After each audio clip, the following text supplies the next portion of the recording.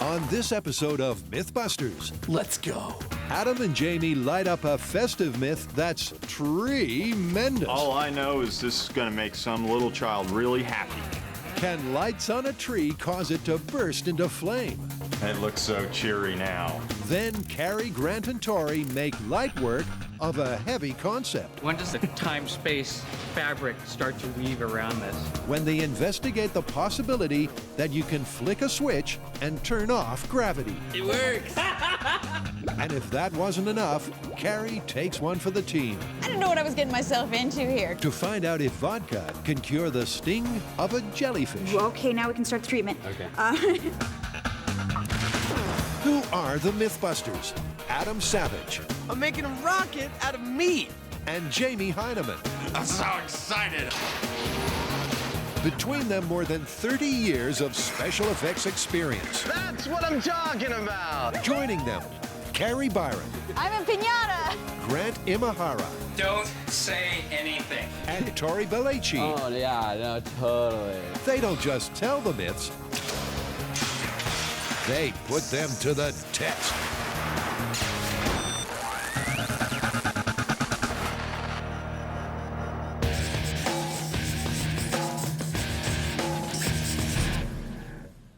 What do you got?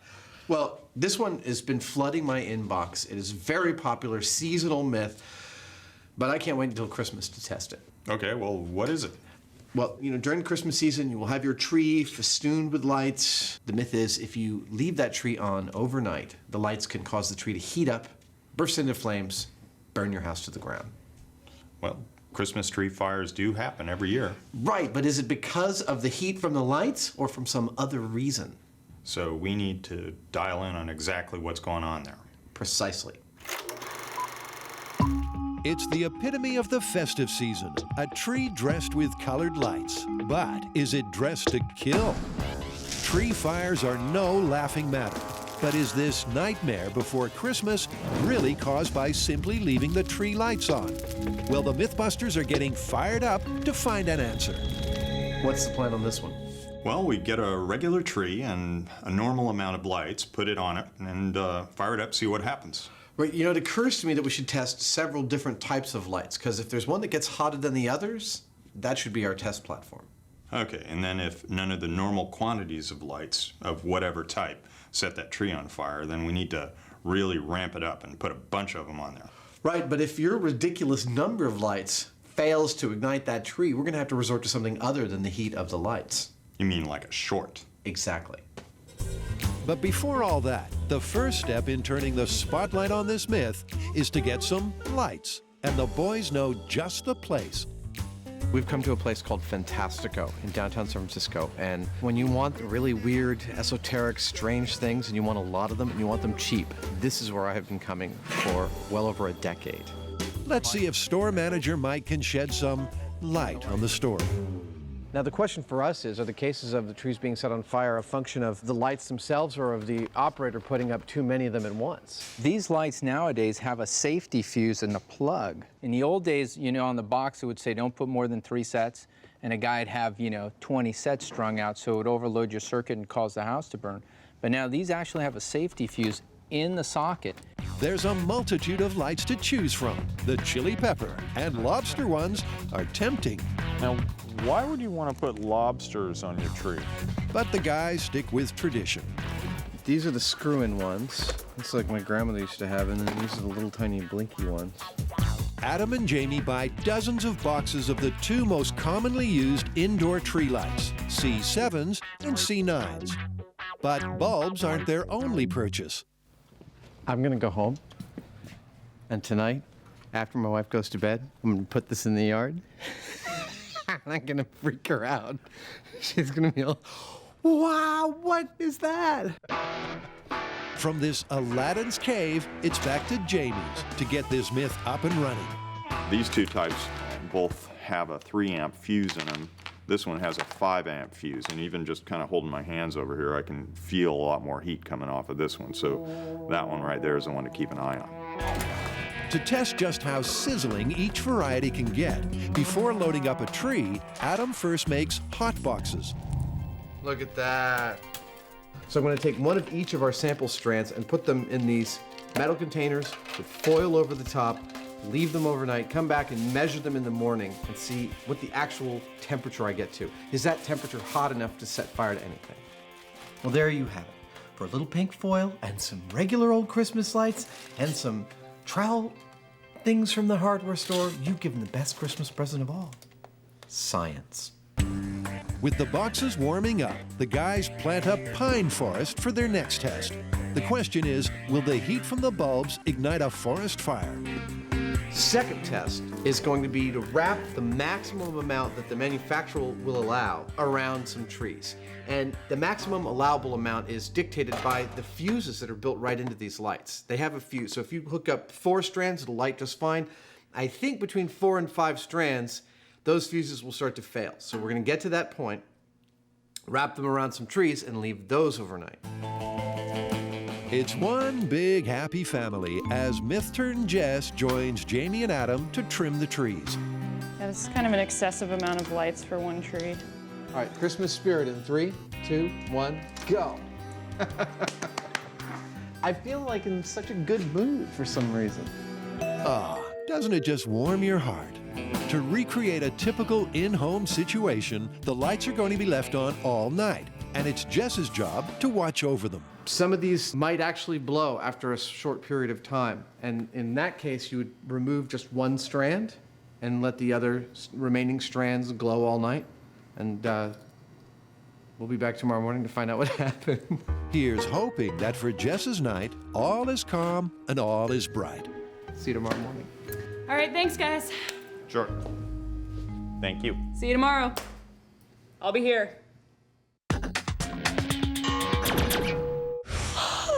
In the past, the MythBusters have tested and busted crazy concepts such as pyramid power, I'm reading your thoughts right now. free energy, You might as well just go get a battery. and mind control. Now I'm ready to make him take his bray off. But Carrie, Grant, and Tori are determined to get this frontier technology off the ground.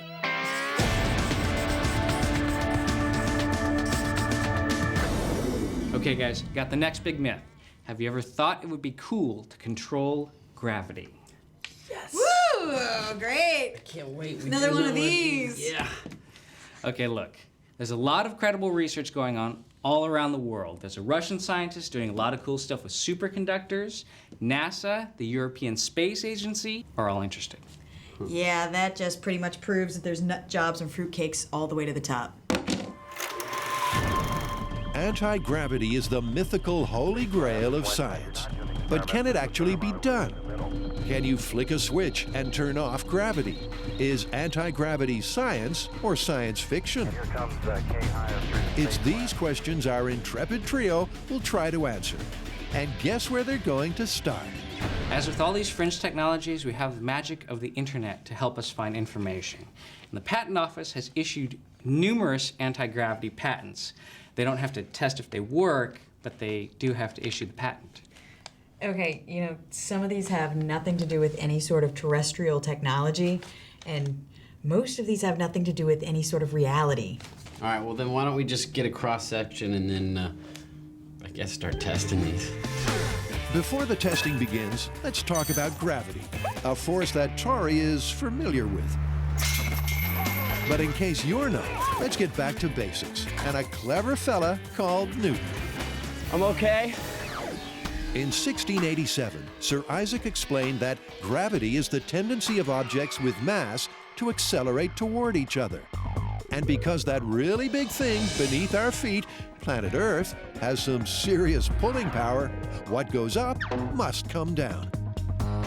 But the concept of anti-gravity doesn't just mean avoiding the downs.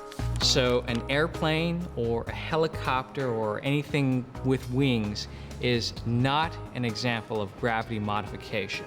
Yes, they generate lift, which is in opposition to gravity, but they are not modifying the gravitational field. So the team is going to be testing devices that claim to alter gravity. Sounds simple. Where do we start? The anti-gravity device that I'm working on is basically, it's just sort of a floating, spinning top. Okay, but how does a spinning top make gravity disappear? I don't know, but I think it takes batteries. Well, according to the instructions, the trick is to get the top spinning above the base plate, which should hold it in an anti-gravity field. This is how it says to start out. It also says for ages 8 and up. A quick read of the manual and a change of venue later, and it looks like Carrie has turned off gravity.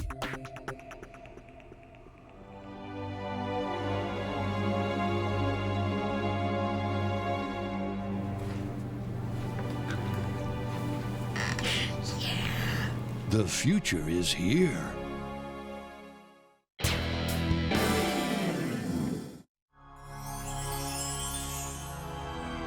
'Twas the night of the fairy lights test, and all through M5, not a creature was stirring, not even a... To test a seasonal story, Jamie and Adam strung 3 strings of lights on some trees and left them on all night to see if the heat generated would cause the trees to ignite. Myth-turned Jess was left to stand guard. Good morning. Morning, guys. How'd you do? It was pretty uneventful. No fires. There were no flames, but it wasn't exactly a silent night. Nothing more than this shop is pretty scary at night. There's a lot of weird noises that go on. Have you ever spent the night in your own shop? No. Adam checks the temperature of the lights in the hot boxes. The 3-amp C7s show no signs of damage. But at 350 degrees, the 5-amp C9s have started to melt.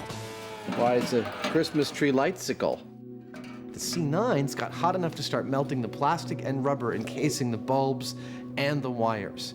And that is totally significant to our testing here because that could lead to a wire short. And a wire short very easily means fire. So, normal amount of lights on a normal tree, we get nothing. Let's ramp it up. I agree. I think this time we should go for 500 of the C9 bulbs. And while we're at it, why don't we get a thermal imaging camera and see what the heat distribution looks like? I totally agree. That is an excellent idea. Unlike last time, for this upping the ante test, Jamie and Adam are not following the instructions on the back of the box. I want to bypass the safety measures implemented on the C9 lights and put as many of them as a person could put on a normal household circuit. We forgot one thing. All right, yeah, get my game face on. Let's go. Getting into the festive spirit, they load up the tree with 500 lights. This test is to see whether a ridiculous amount of lights put on a tree is going to set it on fire. All right, yeah, actually, I think we could stop there.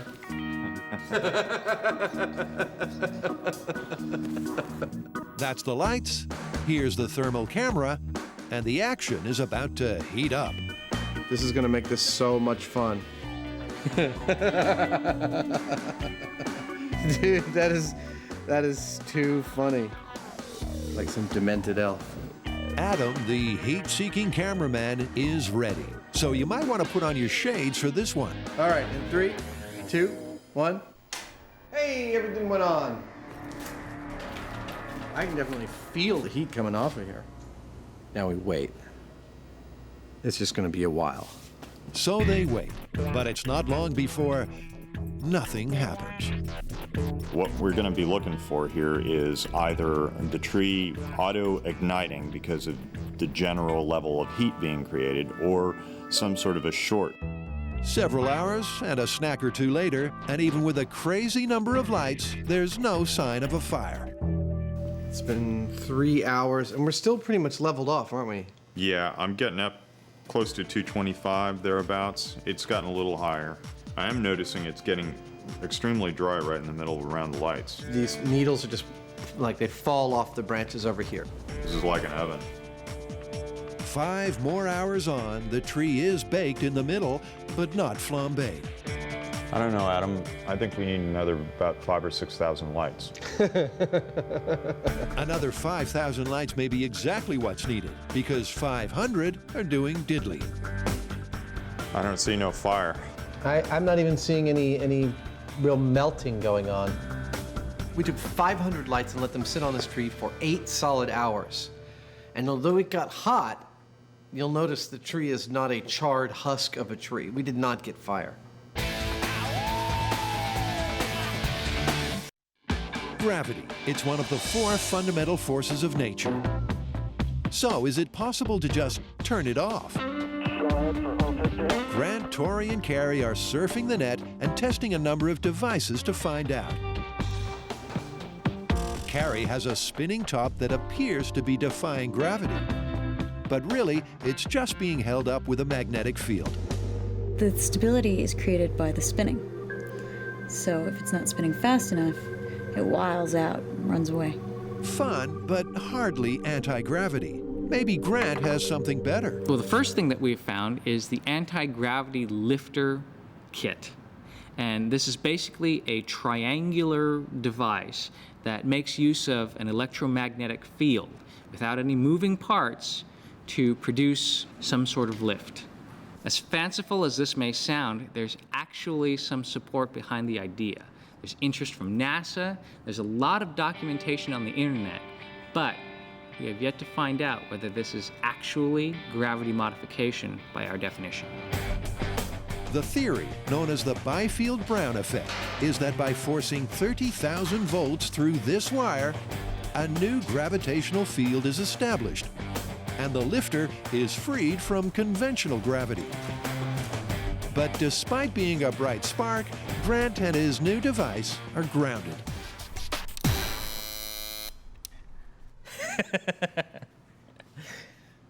Does it say anything about buzzing? Could this build be a bust for Big Brain Grant? Several hours later, Tori and Carrie check in for a progress report. Anti-gravity machine's a little anticlimactic. Hey, just you wait. When this thing's hovering off the table, you're gonna be eating those words. But progress is in short supply. I don't know what this is supposed to do, but so far it looks pretty cool. Fire. Grant, in an admission of defeat, calls the manufacturer for some advice. It's jumping across P1 to where R7C connects. And just a few modifications later, the team is finally ready for liftoff.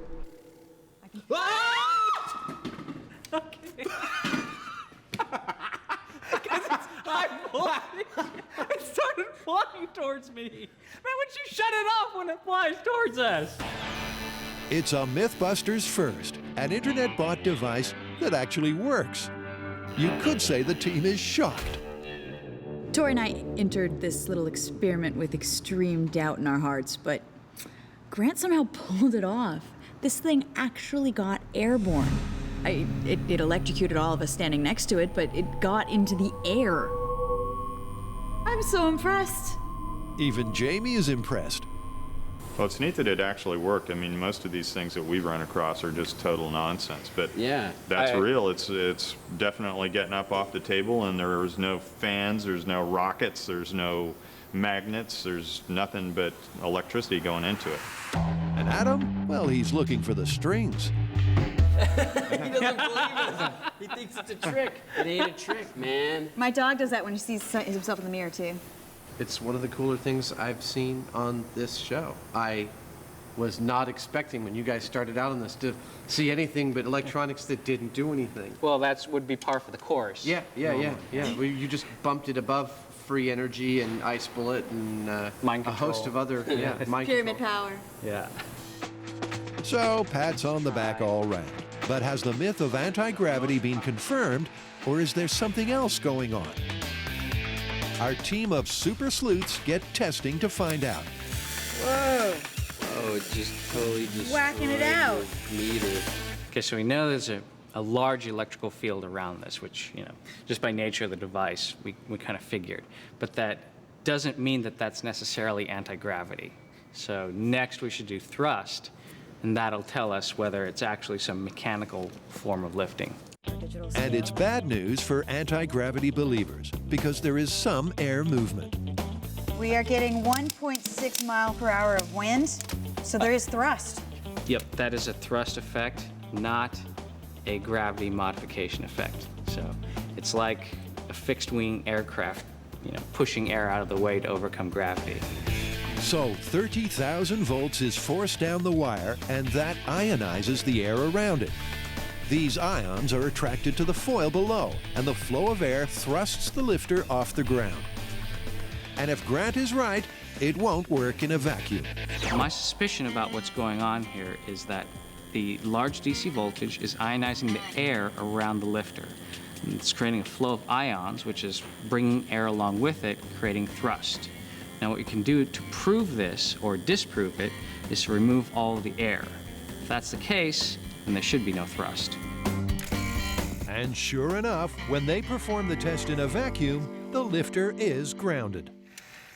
And it's not flying. It's not flying. It worked beforehand, you put it in the vacuum, no flight. No flight, no air, no thrust, no anti-gravity. Can't say it any better than that.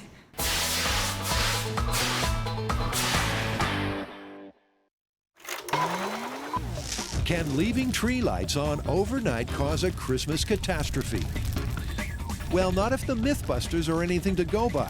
They put 500 lights on a regular tree, but there was no fire in the hole. Yeah, I'm starting to think that we're going about this all wrong, that what we really should be looking for is an electrical spark. Well, all the lights are fuse protected, though. They're not going to generate a spark. That's true about the lights, but you could still plug too many lights into a standard house outlet by using those 3-outlet adapters. If you tree enough of those on each other, you could overload the house circuit. I think I could do a bench test that will demonstrate whether or not we can get a spark from that kind of arrangement. Okay. Okay, let's get cooking with Adam. Now, the critical ingredients in creating a spark fire from Christmas lights are my old favorites: the old grandma 8-foot extension cord, 18 gauge, a nice clamp-on ammeter for monitoring the amount of power being consumed by the Christmas lights, and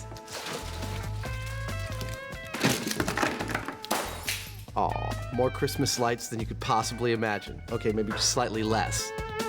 The preparation is so easy. Just take some plain cube sockets and put them one on top of the other. Does this look familiar? If it does, I'm not coming over to your house for Christmas. Plug them into an old-style extension cord. Modern extension cords are a little thicker, but this is very likely to be found in just about any house. And a generous amount of tree lights. With 10 strands, I am now exceeding the Underwriters Laboratories recommendations by 50%. And bake for about 15 minutes. 286 degrees. This is crazy. Come on, I want some failure. It's probably best that you don't try this at home. I'm running double the rated power through it. Well, that right there is kind of scary. Isn't it? Yeah. I mean, if you put too much into an extension cord just plugged into your house. Whoa! That's what I was talking about. That's what's gonna happen.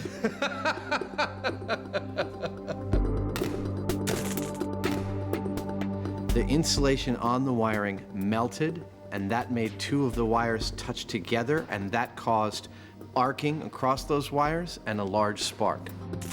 Unfortunately, in your home, this is a recipe for disaster.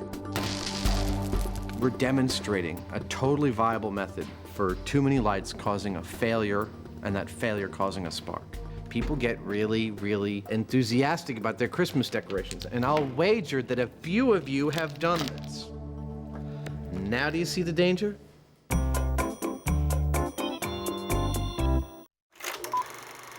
Like commuting by jetpack and miracle time-saving kitchens, the control of gravity is a mythical technology that has been promised but not delivered. Or has it?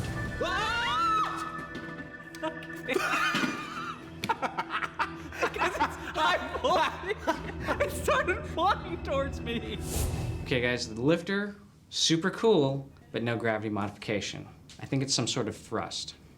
You know, this whole gravity thing is really tricky. Maybe we should bring in some experts. Yeah, there's gotta be some sort of instrumentation that measures gravity accurately. I bet if we looked hard enough, we could find something. Well, let's get both, because we never know how to use the instruments. Actually, they get 3 men and a machine. Micro-G Lacoste physicists Tim and Derek bring a box full of ultra-sensitive gravity meter. And there's Dr. Bob Jacobson, who's a professor of physics. So pay attention at the back there. Okay, let's get down to basics. What's the difference between anti-gravity and gravity modification? 747s fly by countering gravity with another force. You can fight gravity by having some other force that acts against it. Anti-gravity is canceling it, it's making it go away so that it doesn't act on a particular object. Instead of lifting something, you make its weight disappear so that it just floats. Bob, what do you think about the tests that we're running here? I think that's exactly the right approach. If there are phenomena here, the tests will find them and they'll identify which ones are real and which ones are not. So that's the theory. And for confirmation that the anti-gravity devices don't actually cancel gravity, it's time to fire up the gravity meter. When does the vortex open up and like the time-space fabric start to weave around this? 23 minutes. Nice. I listening to this, I imagine like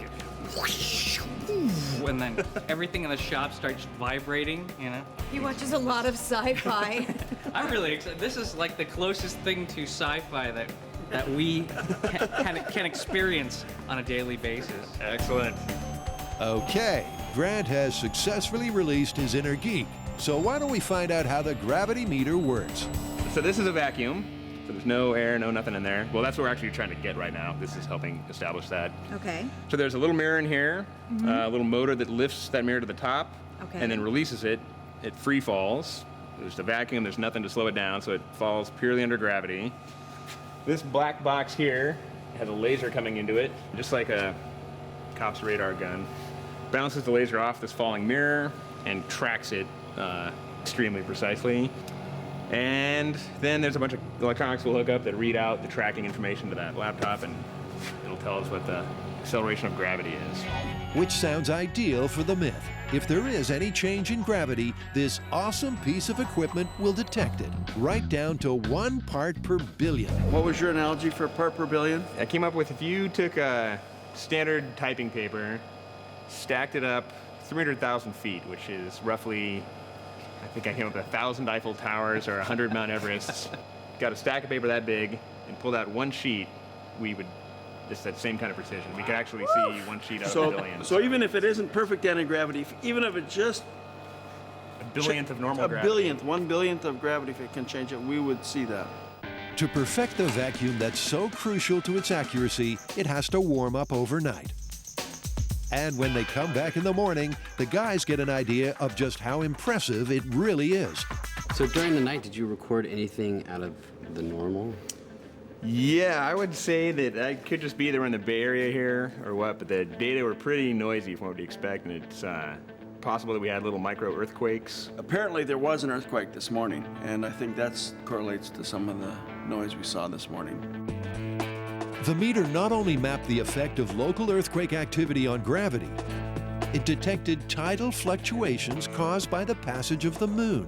So your instrument's sensitive enough to measure, you know, the moon passing overhead, but what about some sort of real-world example? In the University of Colorado, where this machine was developed with Professor James Fowler, we would see something weird every weekend. The gravity would change every weekend, and we struggled to figure out what that was. And we eventually found out that it was the stadium, football stadium was filling up with students. And that would make the gravity, in that case, go down because the students were above us and we were in a basement. And then when they left, the gravity would go back up, and that would happen, a little bump right during the football game. That is so crazy. So it should be able to detect an actual anti-gravity field. Okay, there is no effect on the gravity meter. Hey, Bob. You've witnessed the top levitate, but we've recorded absolutely no modification in gravity. That's because the gravity detector is not sensitive to magnetism, and it's magnetism that's holding up your top. That's one device down. Up next for Judgment Day is the lifter. Carrie, Grant, and Tori and a trio of top physicists have busted the spinning top as an anti-gravity device. Okay, there is no effect on the gravity meter. Now it's time to get the final word on the lifter.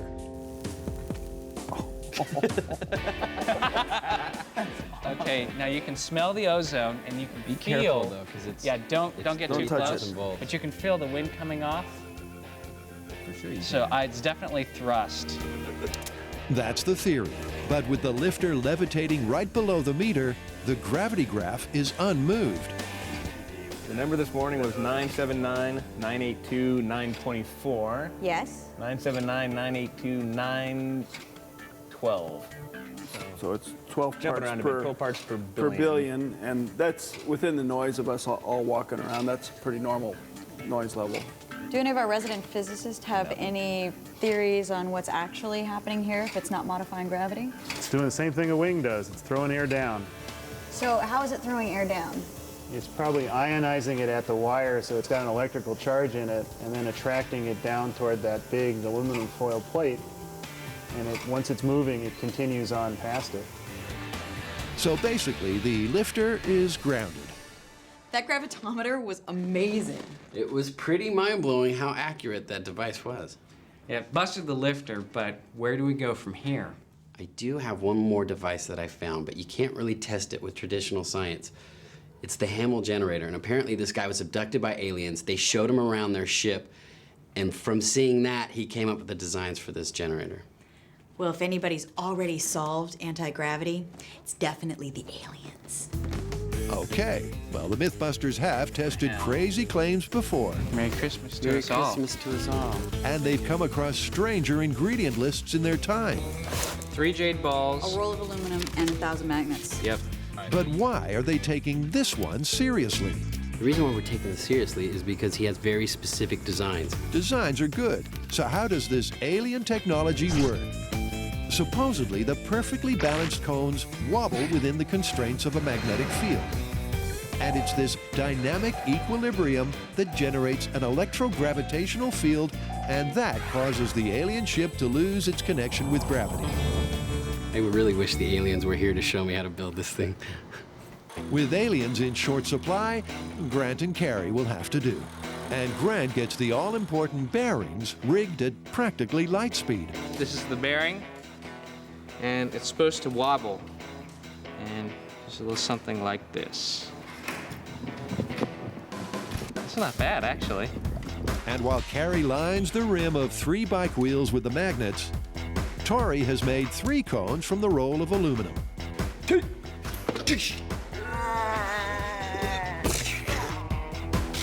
Once Tori and Grant finish fighting with foil, they finish the assembly.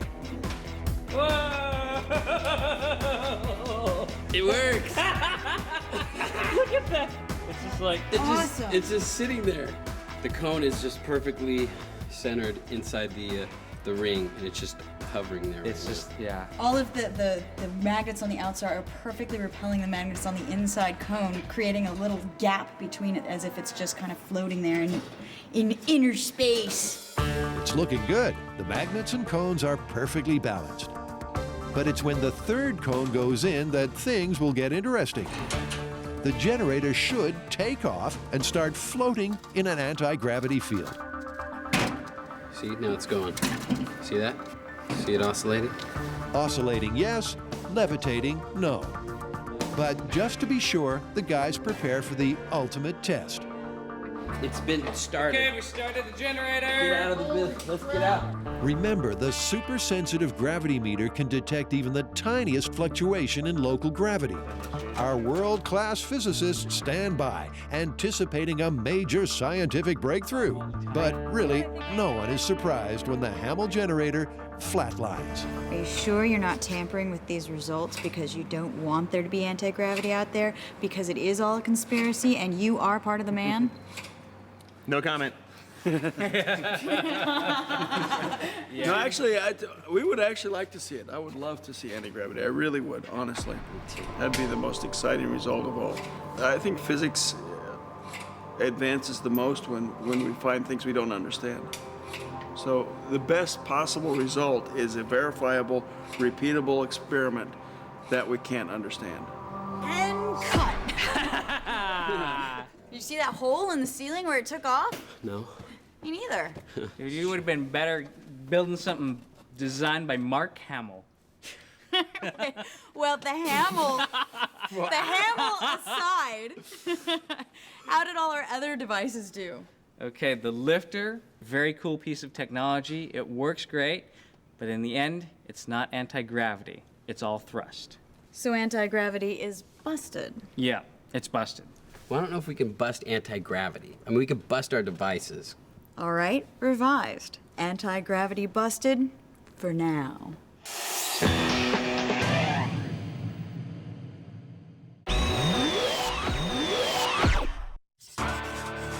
And now for something completely different. Vodka. Most people choose to drink it, but our team of alcohol aficionados have busted it as a bee killer and poison oak cure. They've also used it to kill off bad breath and cheesy feet. But that's not enough for Carrie and Tori. This time, something fishy is going on. We're here at Monterey Bay Aquarium. We're gonna pick up a jellyfish and find out if you can use vodka to treat a jellyfish sting. It's an old fishwife's tale, and if it's jellies you're after, you can't do better than this aquarium, which has one of the finest collections in the country. They don't know it, but one of these medusae is about to become a mythbuster. So it's off into the aquarium's belly to find a jelly.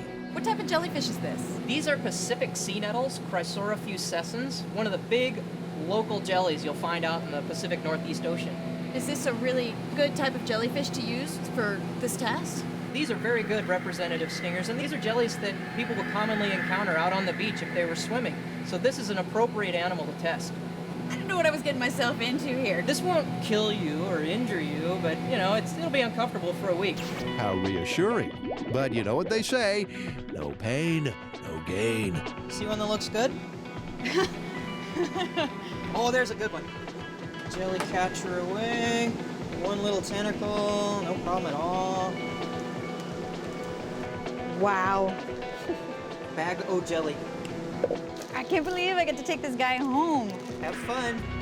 It's the Mythbusters equivalent of the funfair goldfish, though in this case, it's a bag full of pain.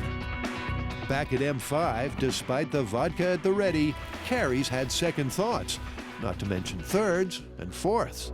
I think I'm a little anxious. I'm a little bit nervous. I thought I was going to be perfectly fine, but now that it's come down to it, I find my heart going. You really want to do this? Well, it's not like I want to do it. I'm doing this for the show. You're going to grab him by the head, gently, and underwater, run him across my arm so the little tentacles will slide across, stinging me with thousands of little stingers, releasing neurotoxins into my body. That should be fun. While the jelly limbers up, Dr. Tori explains the procedure. All right, Carrie, so once you get stung, the process is going to be this. We're going to do the traditional treatment. That's warm water. I'm going to be scrubbing your arm with the brush, and then we're going to put traditional antihistamine gel on it. Okay. With the other arm, we're going to take the vodka and pour that on it and scrub with the brush, and we'll see which one works better. Okay. You ready? You psyched up? Give me some hits. Okay. And cue the wince. Okay, you? I don't know. I feel a little more on this side. You might have to do it again. Again? Go from this side to this side now. You love the pain. Not really. Okay. Ready? Yeah. Do it. Did we get enough on this one? Yeah, I feel some right there too. All right, let's go. Okay, so it's definitely starting to sting more and more, and it's tingling in different places. And what's basically happening, from what I understand, is that each of the little spikes is letting off slowly neurotoxins. Okay, now we can start the treatment. Okay. Carrie could swear that when she took this job, nobody mentioned neurotoxins. So we're gonna do the traditional treatment first. Okay. Warm water. Ready? Here we go. Yep. Okay, in the brush. Scrub now we gotta scrub the stingers out that haven't released yet. A little lower on the arm right there. Yeah. Okay. Now, pain's a subjective thing, but how does that feel, Carrie? It's not like petting puppies or anything. Team player Tori works fast, finishing the traditional treatment lickety-split. Vodka treatment.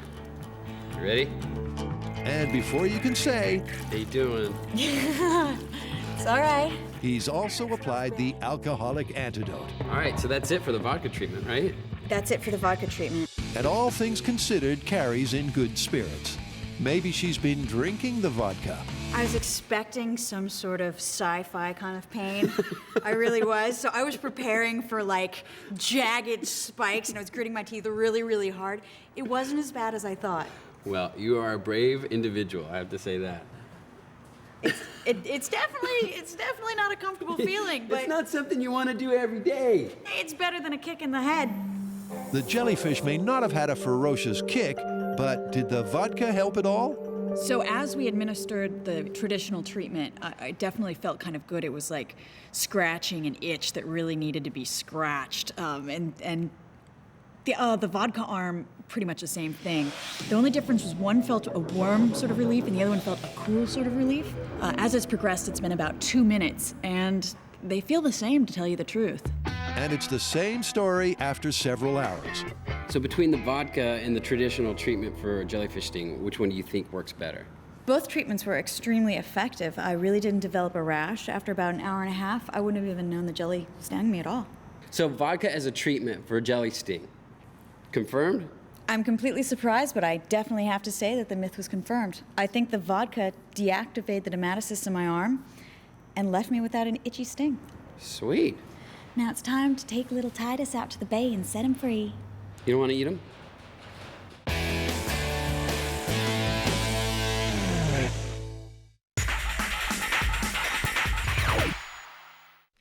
Adam and Jamie have been testing how Christmas tree lights can set your festive fur on fire, and they've just had a result. If you put too much into an extension cord just plugged into your house. Whoa! All right, we got a spark. Now it's time to get a fire. Okay, well, a dry tree is going to be easier to burn. I agree, so we should dry the heck out of this tree we're gonna use and wrap the heck out of it. I want 5 times as many Christmas lights on it as we did in the shop. Okay, and just in case that doesn't do it, we should also put in a remote ignition rig as well. And just to replicate the spark I got in the bench test. Perfect. One way or the other, we're gonna burn this thing. Sound the sirens. Did someone say fire? To try to ignite a tree once and for all, Jamie and Adam have come to the City of Pleasanton Fire Center. This is it. Smells kind of funky in here. It works for me. We've got a couple of door accesses from different angles that we could be at. And, I think what we're looking at here is probably the tree in like that corner. Hi, Captain. Hi, gentlemen. And Captain Dickey has no doubt that Christmas tree fires are frightening. Well, what do you think about what we're doing here? Have you dealt with this kind of situation before in a house fire? Yes, we go to Christmas tree fires every year. We had a house burn up in December 26th of 1997 where a child turned the lights onto the Christmas tree and the tree immediately ignited and burned up the house and caused a lot of damage. All right, well, you ready to go? I'm ready. In this last test, the guys are going for broke. They've rigged the tree with hundreds of lights plugged into dozens of sockets. Well, all I know is this is going to make some little child really happy. And to further up the fire factor, the pine is totally parched. What we have here is a kiln-dried tree. This was dried at a place that dries flowers, so it's dry as a bone. Now it's time for some tree trimming fun. We've gone way over the top with these lights. We've got 2,500 lights. It's a couple hundred amps worth of electrical power and heat going into this tree. The MythBusters tree is starting to rival the Rockefeller Center's. 72 strands of lights, 1,800 bulbs. I bet this is what Christmas is like in heaven. I'm going to turn them off. I can't even gaze upon it. So bright is the light it gives off. It's as bright as the sun, but there's something missing. That's right, tacky ornaments. A decorative garland. As if we needed this thing to be any more flammable. And some brightly colored baubles. Are these not glass? Oh, they are. With 2,500 lights, this is the ultimate test in the hot bulb makes fire theory. But in case that still doesn't work, Jamie's also added a sparker for good measure. The neon transformer takes 110, just, normal line voltage and kicks it up to, I think in this case it's around 6,000 volts, something like that. This is a straightforward, always works way of getting a fire. Doesn't the tree look lovely, children? Now, to set it on fire. This tree behind me is loaded up with 2,500 Christmas lights. We've got some garland, we've got some bulbs, and this tree has been dried out in a flour drying oven for 5 solid days. It is effectively a Christmas tree shaped match. So what do Jamie and Adam hope Santa will bring? We're hoping that we'll get everything to come together and make for a big fire. Do not try this test at home. Without the fire department on hand, more than the turkey will be overcooked. Okay, Linda, give us power. Over. Copy that. Pressing the green button. Over. And there it is. It looks so cheery now. With all 2,500 lights on, the guys monitor the tree from a safe distance. Those light bulbs require more power than most people have in their house. Not just on a single circuit, in their whole house. The temperature rises rapidly, and soon the tree gets hot enough to make Jamie's whiskers bristle with anticipation. Chris, what's the temperature, the maximum? The top now is at 240. 240 on the scale, that's the highest? 240 degrees. And it's been 21 minutes. Soon there's a hopeful sign. Yeah, it's smoking. You can see it through the windows here. Dude, we're gonna get ignition. But 40 minutes later, the bulbs still haven't gone ballistic. And if 2,500 bulbs can't heat a tree to ignition, then no amount will. Well, lots of smoke, no fire. I think we're gonna set the spark off. Sounds good. You guys ready? We'll mask up and be prepared to go in. Okay. We're going to light this thing up with old Sparky, so stand by for our signal to cut the power. Over. Copy that. I'm standing by. It's the final test in this story. Can a spark cause the fir to fire? Okay, let's try it. Ignition in 3, 2, 1. Bingo, we have ignition. There you go. That's it. That's beautiful. So fast. The fire department springs into action.